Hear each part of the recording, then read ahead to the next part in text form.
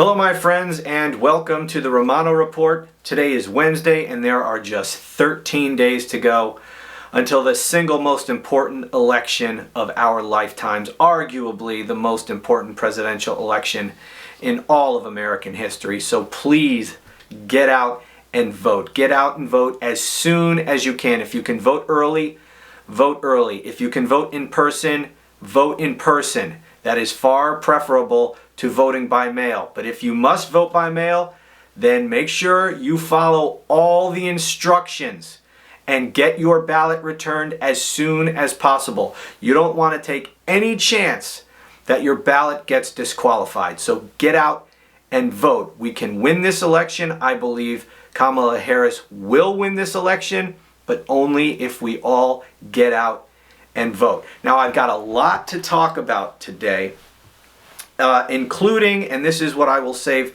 for the end of the video, including some news about Judge Aileen Cannon. I have a couple of different stories to talk about with respect to her and Jack Smith and the stolen documents case, so please stick around for that. But I want to begin by what came out yesterday. We heard finally from John Kelly. John Kelly is a retired four-star Marine Corps general. He was Donald Trump's Secretary of Homeland Security. He was then moved over to become White House Chief of Staff. Nobody worked more closely with Donald Trump while John Kelly was in the White House than John Kelly himself. He knows this man, and he is out there warning America that Donald Trump is a fascist, and that if given the opportunity, he would in fact rule as a dictator. Now this comes on the heels, in the last week or so, of Mark Milley, Donald Trump's hand-picked chairman of the Joint Chiefs of Staff, and he's out saying that Donald Trump is, quote, fascist to the core. He explained how Donald Trump wanted in his first term to use the military to shoot unarmed protesters who were peacefully protesting against Donald Trump. He wanted the military to shoot them. And now we know that Donald Trump is out there on a near daily basis talking about how he wants to use the military in a second term to go after his political adversaries. Why in the world are we even considering electing this man president? What is wrong with this country that this man even has a chance? According to all the pundits and nearly all the polls, this race is a dead heat. Now, I don't know that I actually believe that. I've explained to you many times in the last few weeks why I am highly skeptical of these polls and why I think Kamala Harris may actually be winning this race, and I do believe that she will win this race. But even if she does, this should be a landslide defeat for Donald Trump. This election should not be close. There should be no mystery right now about who's going to win. Everybody should know that this is going to be a landslide win for Kamala Harris. The fact that that's not where we are, the fact that this is supposedly a very close race, the fact that this race might come down to a relative handful of votes scattered across a few battleground states, that just shows you how screwed up this country is. Now, the fact that Donald Trump is a fascist, and I've been saying he's a fascist for a long time. This is not news to me. I am not shocked by John Kelly calling him a fascist, Mark Milley calling him a fascist. He's clearly a fascist. But what makes it even more dangerous in a second term, and there's lots of reasons he's going to be far more dangerous in a second term. Number one, he's going to feel completely liberated because he doesn't have to stand for election again. Now, if he manages to get elected this time, I don't think he's going to leave office in 4 years, but neither do I believe he'll stand for election again. And God forbid if he wins, I'll explain further what I'm talking about. But let's hope that that doesn't happen. but he will feel uninhibited, and he will not have anyone around him who is going to try to stop him from doing whatever he wants to do. There were people in the first administration who tried to prevent and successfully prevented him from doing some of the worst things that he wanted to do. There will be no such people around him this time. He's learned that much, at least, from his failures in the first administration. He will surround himself by absolute loyalists who will not oppose anything that he wants to do. In fact, many of the people around him are worse than he is. And they're going to be dragging Trump to do crazy-ass, dangerous, anti-American stuff. And Trump will go right along with it. So there's that. On top of that, and this is the part that really bothers me the most, as a lawyer, as a former prosecutor, this is what really bothers me. What the Supreme Court has done. The Supreme Court, in that god-awful immunity decision, has empowered Donald Trump to be the dictator that he wants to be.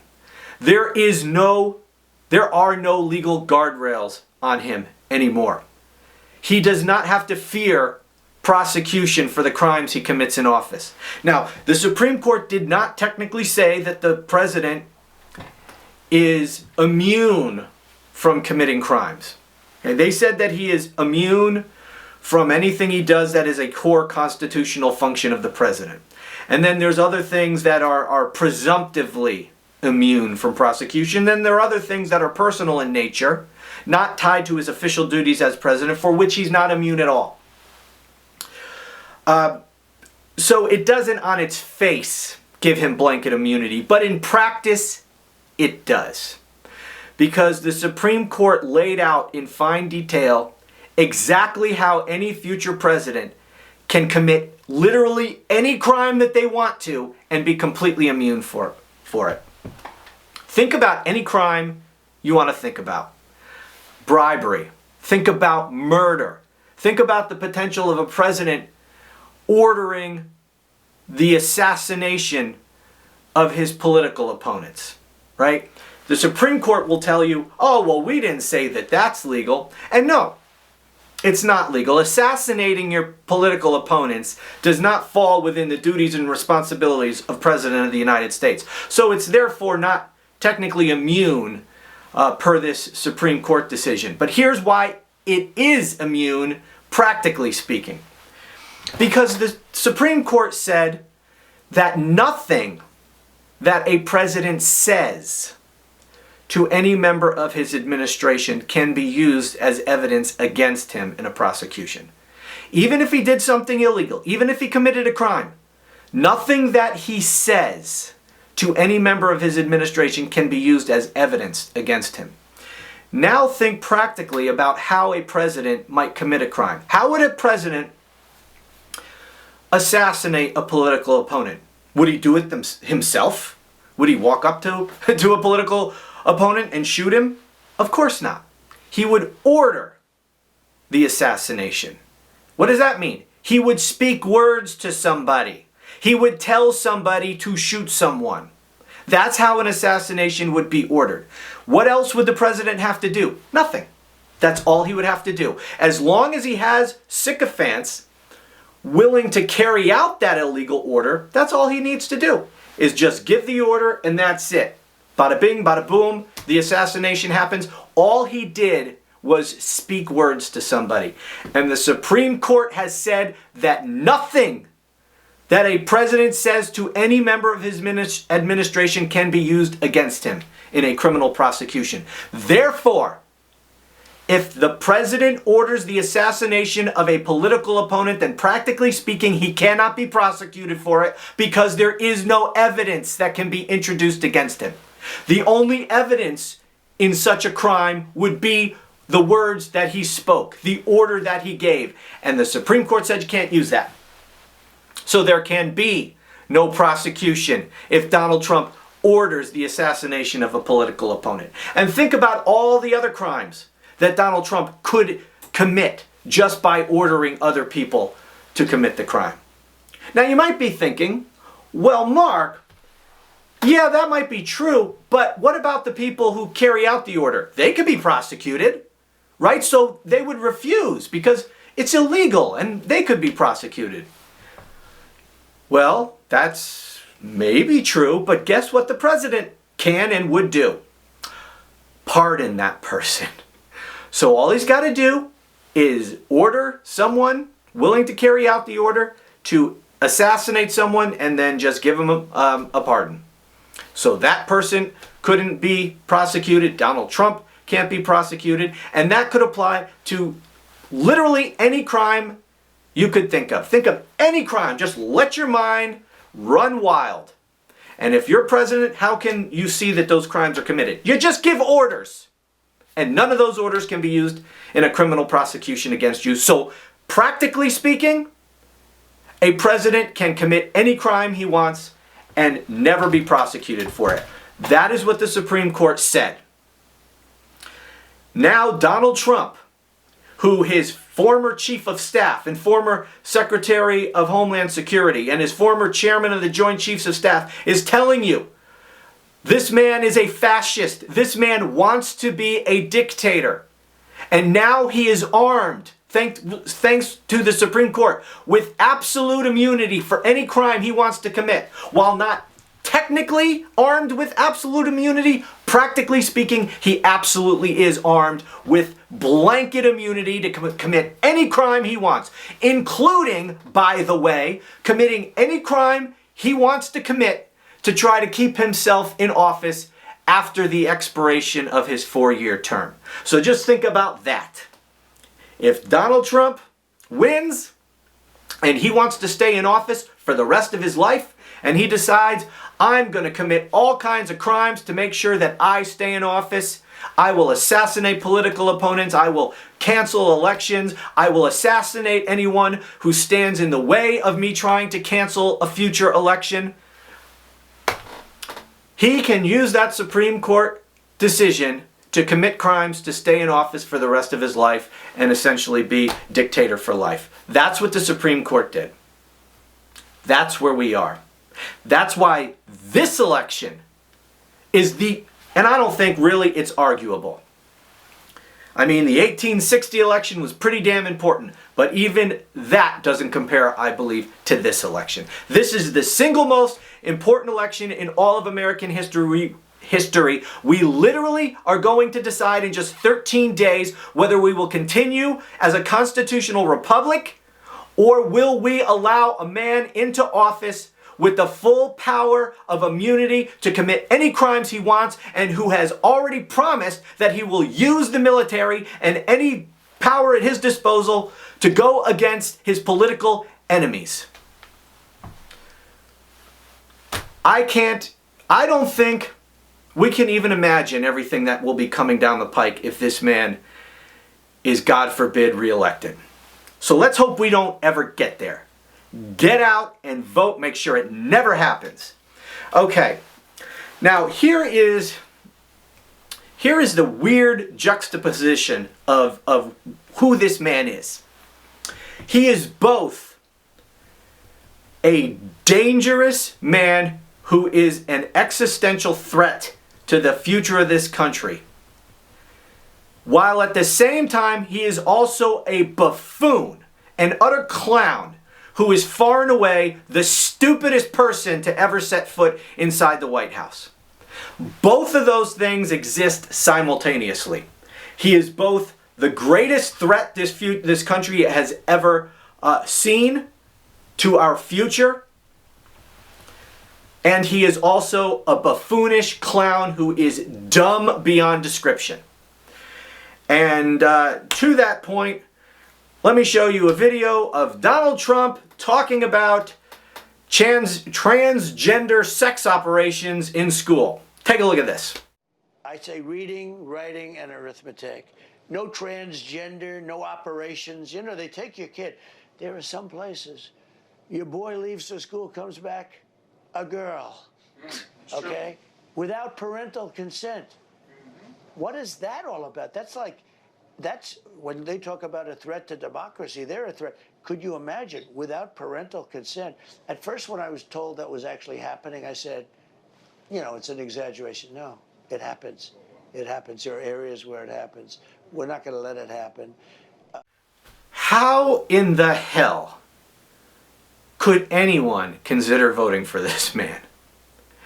Again, he is a danger. He is a fascist. He is a would-be dictator. I have no doubt that he would use his immunity to assassinate political opponents. I have zero doubt about that. So he is a threat. He is a danger. He is also a buffoonish clown, the dumbest person that you or I have ever come across in our lifetimes. Okay? What kind of idiot? I mean, think about what he's saying. He is saying that you can send your school child, your little 8-year-old, off to school. Your little boy, he goes to school. And when he gets there, school officials snatch him up and what do? Whisk him off to a hospital where they're just ready. They're just waiting for little Johnny to come in for that unapproved sex change operation without the parents' consent and quickly get him back to school to get picked up in the car line? Is that what we're led to believe?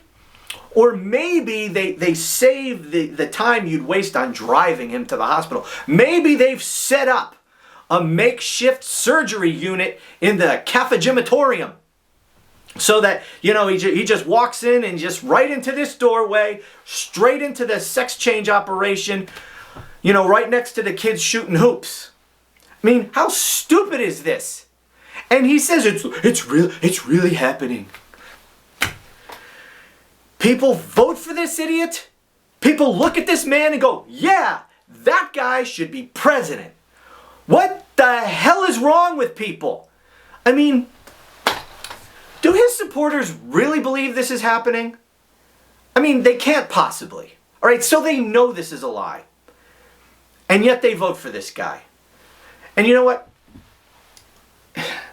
This situation where he's both a dangerous fascist wannabe dictator and also the stupidest person perhaps to ever live. Okay, you have that existing at the same time. I think the buffoonery of this man is part of the thing that prevents people from seeing what a danger he is. Right? They see what a clown he is. They see all the stupid things that he does. And I think that sort of takes the dangerous edge off of all the crazy stuff that he says. They just chalk it up to, oh, that's Trump. So they hear him talk about transgender surgeries in elementary school, which they know is bullshit. They know that's not happening. So they don't take him serious there. So why should we take him seriously when he talks about using the military against his domestic political opponents? He's not really gonna do that. That's just Trump being Trump. I think that is to a large degree why he gets away with so much that he does. I think that a lot of the American people just don't take him seriously. And I don't know how that could possibly be, given the fact that we saw the man launch a violent insurrection against his own government. We saw him lie about the election day in and day out. Then we saw him summon everybody to Washington on January 6th. Remember that tweet? Come on January 6th, it will be wild. We had Steve Bannon out there on his fascist podcast talking about, oh man, nobody has any idea what's going to happen. You think you know what's going to happen? It's not going to happen. I promise you. It's not going to go down the way you think. You just wait. He knew it was going to happen. He planned it with Donald Trump. Not just him, but others, including people in the United States Congress. Like Ted fucking Cruz. That fascist piece of shit who's on the verge of losing in Texas, by the way. So if you're in Texas, make sure you get out and vote, and you vote for Colin Allred, and you get everyone you can to vote. And we're going to talk a little bit more about that. Because Kamala Harris is going to Texas, and I want to talk about that. But, okay, so that's what I think is partly to explain why he can be such a threat and such a danger that we all recognize, and we look and we go, how can you people not take this seriously? And really, there is no excuse. I mean, that could be an explanation. The buffoonery sort of, negates the danger in a lot of people's minds. But that shouldn't be the case when we saw him conspire to overthrow the country is what he did. He conspired to overthrow a legitimately elected government in order to illegally install himself. That is called a coup. And he incited a violent insurrection to effectuate a coup. And it happened on fucking television. And we all saw it. And for those of you who don't like the swearing, I know my in-laws watch. I apologize. But I get riled up. Anyway, what next? Oh, okay. Here's one. Let me find that article for you. So, he's a danger, he's a buffoon, but he is also a disgusting human being. In yesterday's video, and by the way, I want to thank all of you who actually made it through yesterday's video. As you know, I had some technical difficulties here, lost power in the middle of my video, but since I didn't have time to do it later, I just plowed through. Never quite had a video like that before, but I thank all of you for watching. Some of you rather enjoyed it, so I'm glad that you did. But anyways, so he's dangerous. He's a buffoon. Oh, so yesterday I referred to him as a disgusting pig of a human being. And, some people took offense to that. Why should I say that about pigs? Equate a pig to Donald Trump. That's not fair to pigs. And I must apologize to all the swine out there. I didn't mean to insult you by comparing you to Donald Trump. That's my bad. So I recognize my error there.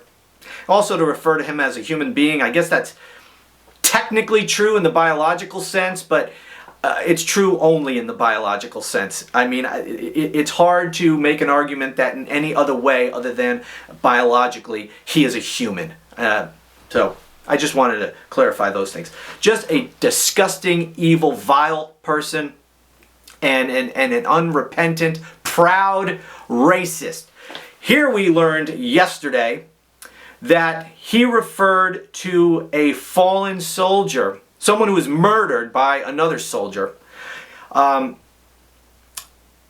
He referred to that person as a fucking Mexican.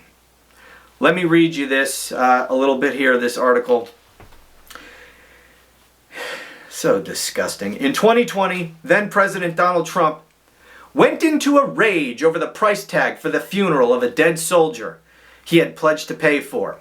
This according to a report published on Tuesday in The Atlantic by Jeffrey Goldberg. Private Vanessa Guillen, a soldier at Fort Hood, was beaten to death by a fellow soldier and his girlfriend in April of 2020.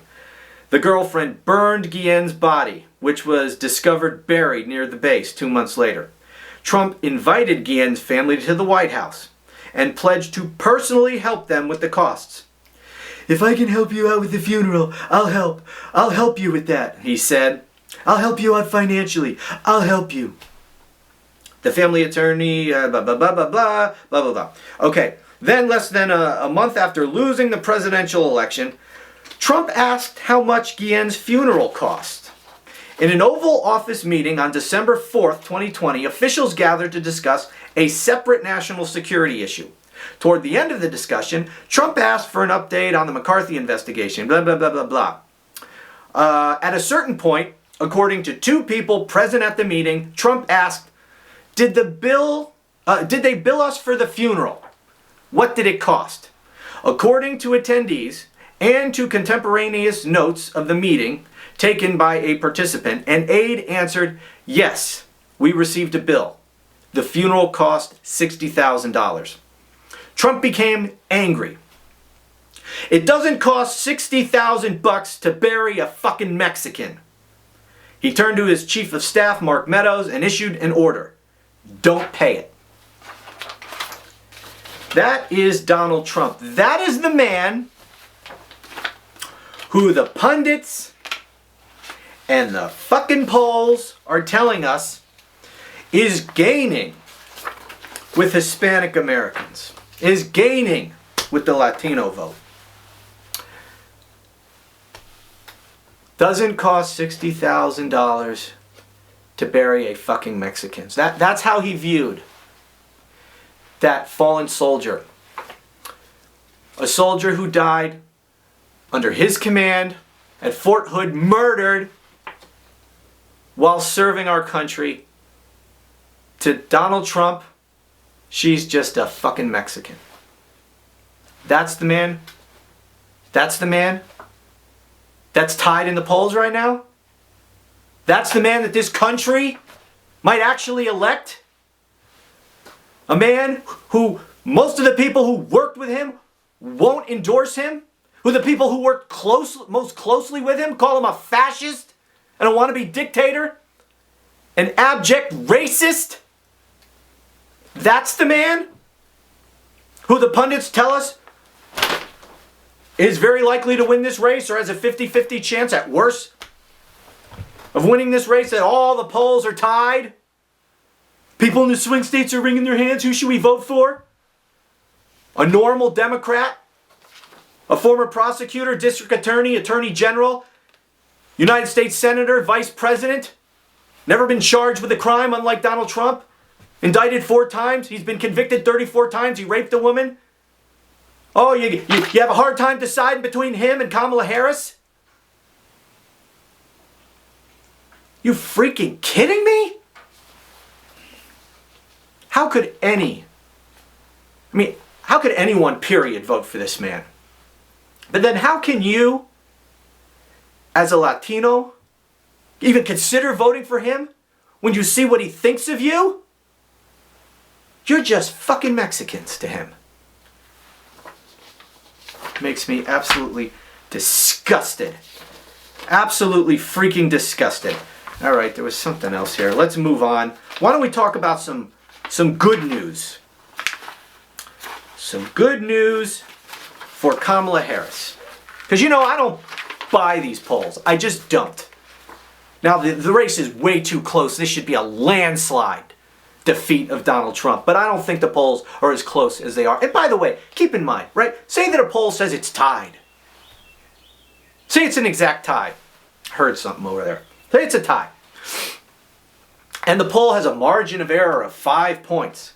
Well, really, that poll could be telling you that Kamala Harris is winning by 5 points. Okay?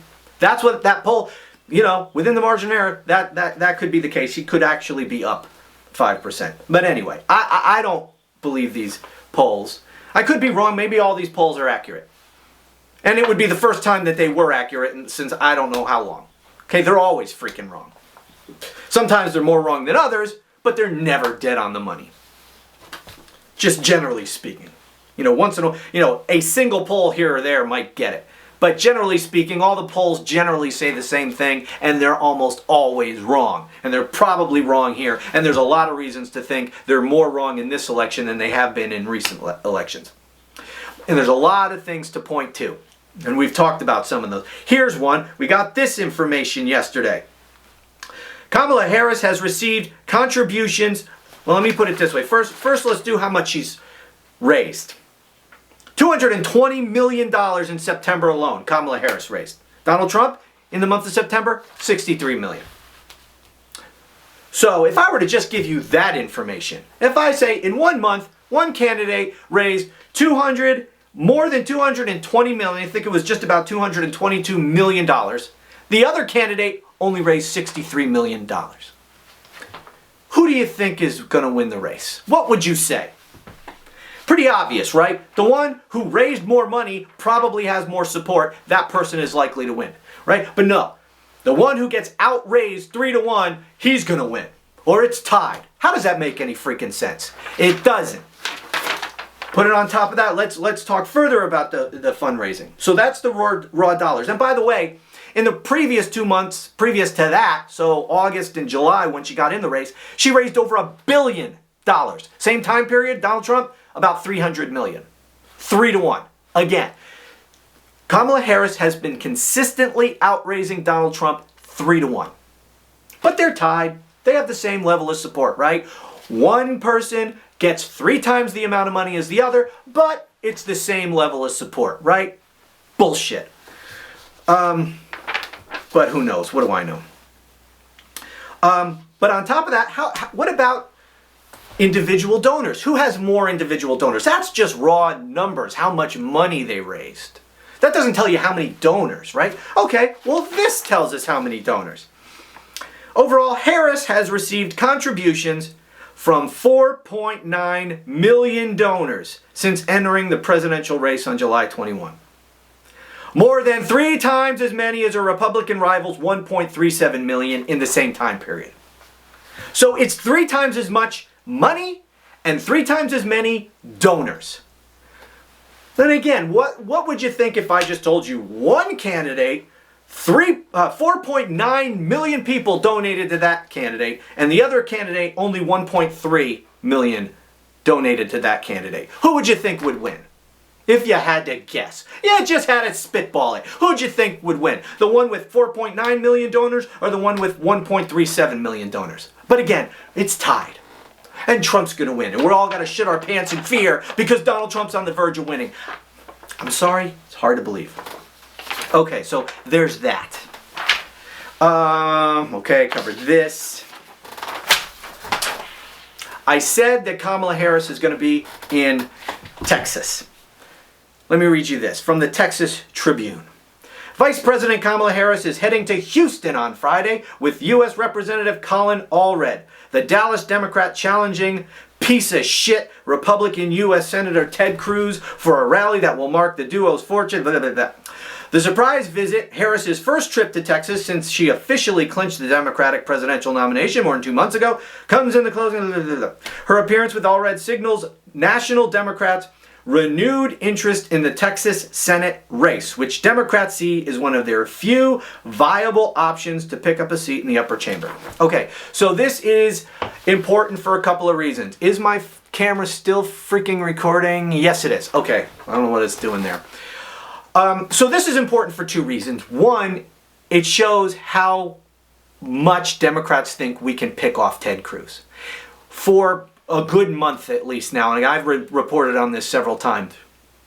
That race between Ted Cruz and Colin Allred, between a co-conspirator, criminal co-conspirator with Donald Trump who tried to help him overthrow the election, who tried to throw out electoral votes even though he has no authority to do so. That piece of garbage, Ted Cruz, the guy who pretends to be a champion of the Constitution, yet wanted to throw out electoral votes and wanted the vice president to throw out electoral votes, even though the vice president has no role in the certification process other than opening the envelopes. Yeah, that guy, that Harvard Law School trained lawyer who's a champion of the Constitution, yeah, that piece of shit. Anyways, it's been a 1-point race, a tie race. It's all been within the margin of error, which means essentially tied. We have a real chance to pick off Ted Cruz. And the fact that Kamala Harris is going there with less than 2 weeks, I mean, she's going there on Friday. So that means it's like a week and a half.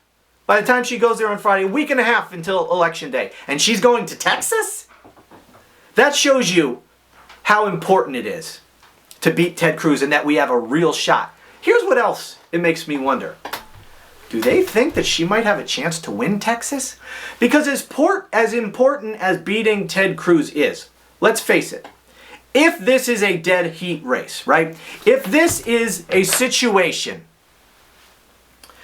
in which Kamala Harris is locked in a statistical tie with Donald Trump, and she has no chance of winning Texas, if all that's true, is she really going to waste time going to Texas? Really? Is she going to waste time going to Texas? As much as it would be great to knock off Ted Cruz, does she have the luxury of wasting time going to a state she has no chance of winning? Or does maybe the campaign think she actually has a chance of winning? Now, I'm not predicting she's going to win Texas, but I'll tell you something. I've been saying this for a long time. Texas is moving left. And in the not too distant future, it is going to flip. Is this year that it flips? I don't know. Let me read a little bit more of this article here. Public polling has consistently shown Harris trailing Republican nominee Donald Trump by several percentage points in Texas. With the all-red Cruz margin, typically, no Democrat presidential nominee has carried the state since Jimmy Carter in 1976. In 2020, Trump defeated Biden in Texas by 5.6 percentage points, the narrowest margin for a GOP nominee since 1996. This state has, for the last 15 years, been moving towards Democrats.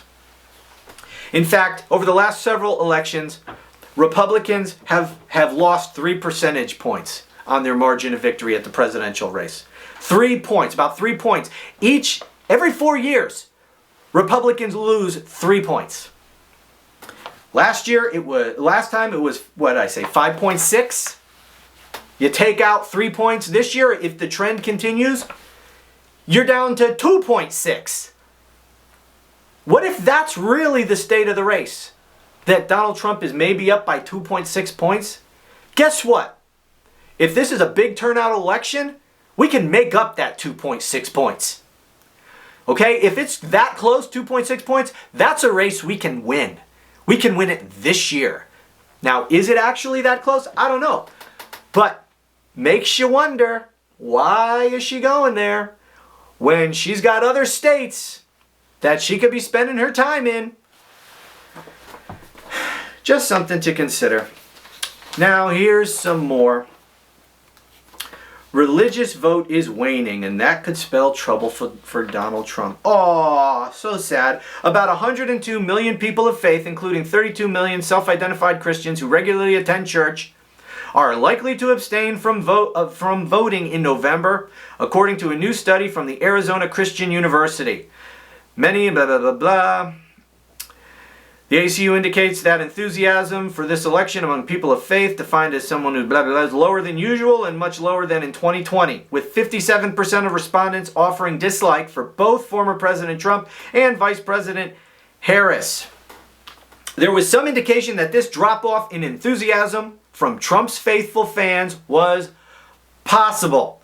The former president, because you might be wondering, how could that be? Well, here's how it might be. The former president has been trying to distance himself from his past anti-abortion statements and policies to align better with the majority of Americans. But 41% of Christians who regularly attend church services, unlike Donald Trump, who never attends church services and pretends that he's a devout Christian, told surveyors that abortion was an issue that most significantly influenced who they would vote for. And on, Trump faced backlash in August after initially opposing Florida's 6-week abortion ban, blah, blah. So Trump's flip-flopping all over the place on abortion is turning a lot of these, Christians off for whom abortion is like the single most important motivating issue to them. And a lot of them have finally woken up and realized, wait, Donald Trump? I think he's full of shit. Wow, you really just came to that realization now? He doesn't give a shit about abortion. He brags about it when it suits his purposes, that he overturned Roe versus Wade, and he runs away from it when it serves his purposes, when he overturned Roe versus Wade. He doesn't care. Prior to him running for president, he always said he was pro-choice. Then he realized he needs to court the support of these anti-abortion, pro-life people, so now suddenly he's pro-life. And look, in terms of picking these Supreme Court justices, you think Donald Trump picked the Supreme Court justices? He didn't. He just said, hey, Federalist Society, my promise to you in helping me get elected was that you could nominate whoever the hell you want, so just tell me who you want me to nominate and I'll do it. That's how he nominated all the federal judges. You think Donald Trump gives a shit about nominating federal judges? Do you think he has any freaking understanding of the law or the Constitution or cares about either to form a basis to have an opinion about who he should nominate and who he shouldn't nominate? No. It happened exactly as I said. Federalist Society, I promised you I'd let you nominate whoever you wanted, so have at it. That's how we got Gorsuch. That's how we got the other two Who were the other two? Gorsuch, Kavanaugh, and what's her face? What the hell is her name? Whatever, it'll come to me as soon as I'm done with this podcast, and I'll feel like an idiot for not remembering it. But you know who I'm talking about.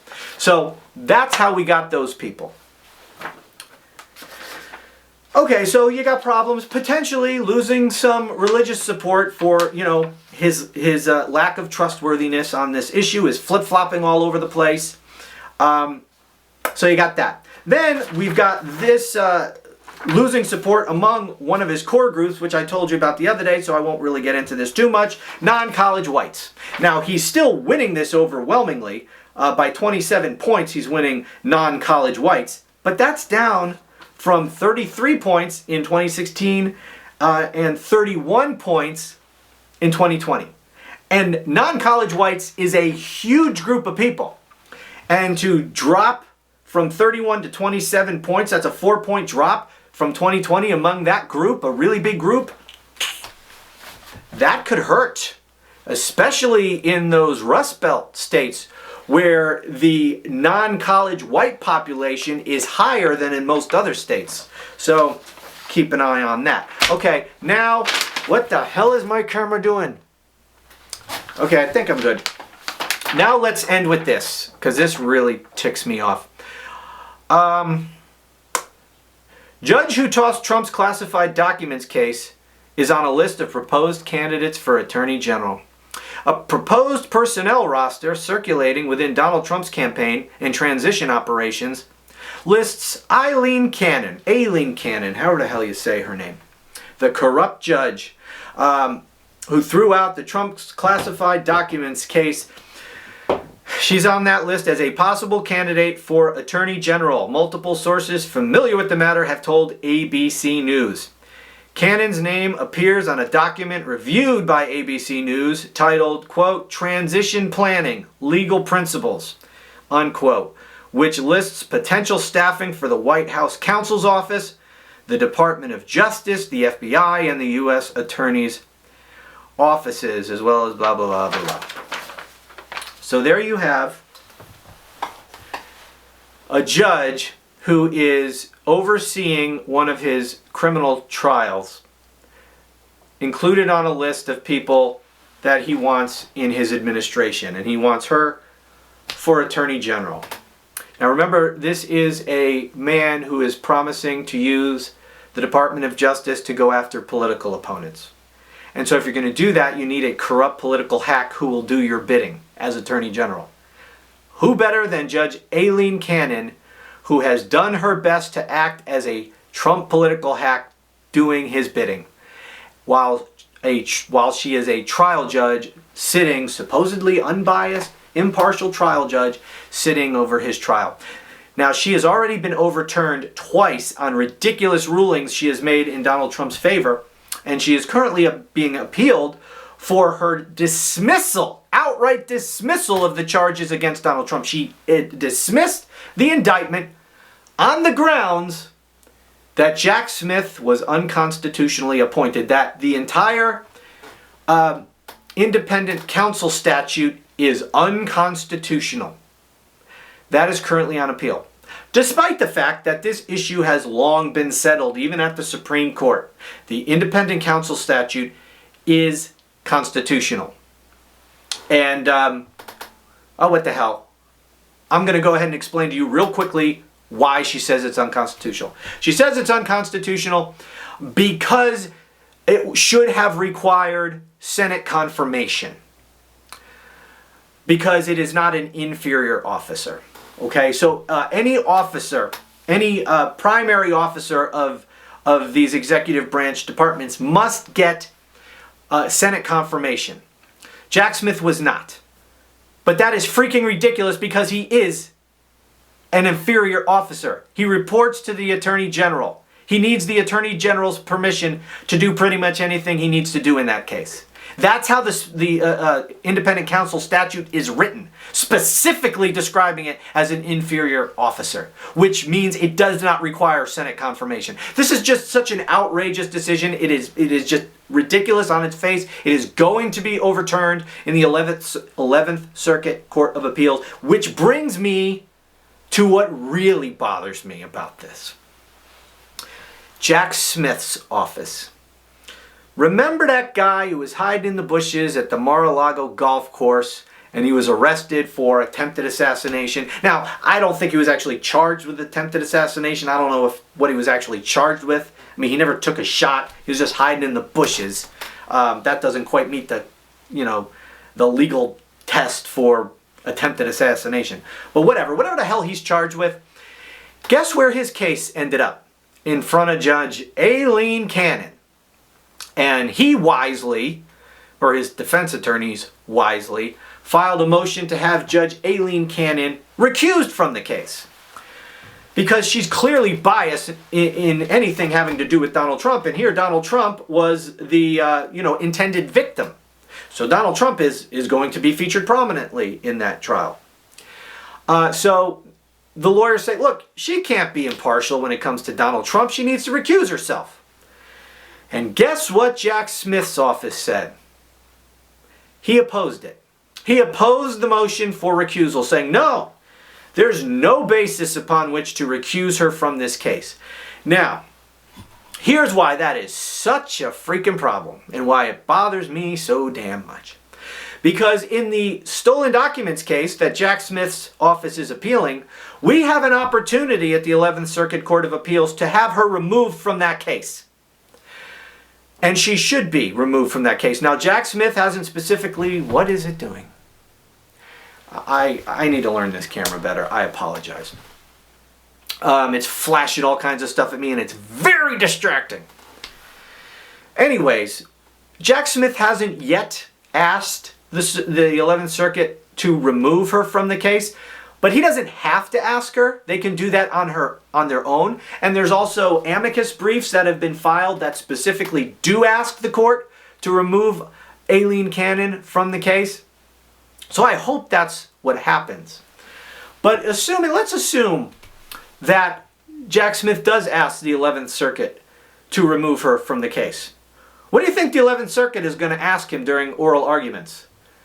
So you want us to remove Aileen Cannon? Because remember, what would be the basis to remove her? If you're going to ask for her removal in that case, it would be to say, look, she has proven herself to be biased, to not be fair and impartial when it comes to Donald Trump. And here's all the ridiculous decisions that she's made in this case to benefit Donald Trump. It's clear she cannot be fair and impartial to this criminal defendant. Okay, that would be their argument. What do you think the 11th Circuit's going to say? They're going to say, well, if Judge Aileen Cannon simply cannot be impartial when it comes to Donald Trump, then why did you say she can be fair and impartial when it comes to Donald Trump on that other case? Because believe you me, that's the first damn question they're going to ask him. And what's he going to say? That's not a really good legal argument. Okay, that is a problem. That is a real problem. And I mentioned this on Twitter, and I had some people say, well, that's a completely separate case, and Jack Smith it's not his job to help the defense in that assassination case. Well, here's where people like that don't get any of this. Number one, I promise you the inconsistency of their position, one case to the other, will not be lost on the 11th Circuit Court of Appeals. But beyond that, prosecutors have a special duty. The prosecutors have their own code of ethics that applies to prosecutors only. And their job is not to seek convictions. It is to see that justice is done. Okay, so they're held to a higher standard by the code of conduct for prosecutors. And so, for example, if they believe that a judge cannot be fair and impartial when it comes to a defendant, as they should argue in the stolen documents case, then they would also be compelled by the code of conduct to intervene on the defendant's behalf on this other case, if they really truly believe that can and cannot be fair and impartial when it comes to Trump, and Trump is featured, is the victim in this other case, then they should join the defense in saying, in the interests of justice, which is what we are compelled to consider as prosecutors, we must join the defense motion for recusal because Judge Aileen Cannon has proven that she cannot be fair and impartial when it comes to Donald Trump. That's what they should have done. That is what I believe they are compelled to do by the Code of Conduct for prosecutors, and that is what is legally and factually and argumentatively consistent with what they should be saying in the stolen documents case. So if they do eventually ask for her removal in the stolen documents case, they now have inconsistent arguments among these two cases. And that's a serious freaking problem, which is going to undercut their argument in the 11th Circuit. Now, here's the thing, too, to consider. I don't honestly believe this is Jack Smith's doing.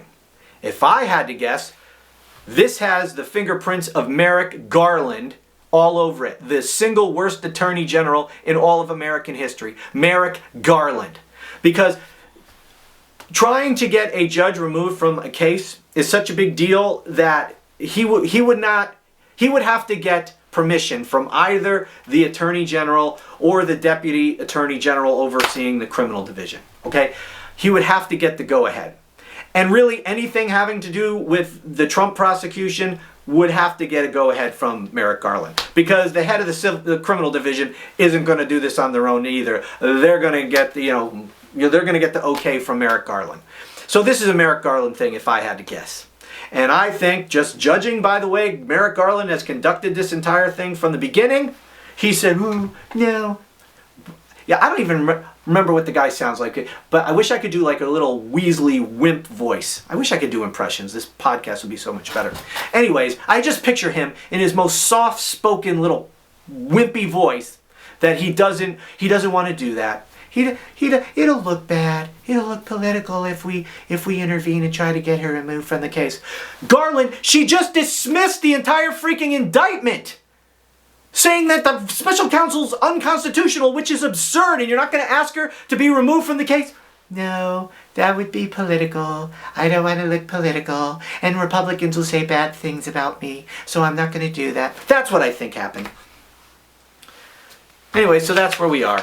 And I've been talking for way too long, but I had a lot of stuff to talk about here. And I hope you enjoyed it. Please give this video thumbs up. Go out and vote. Please, please, please. Put down your phone. Turn off the computer. Go out and vote if you can do it. If you can vote right now, go out and vote right now.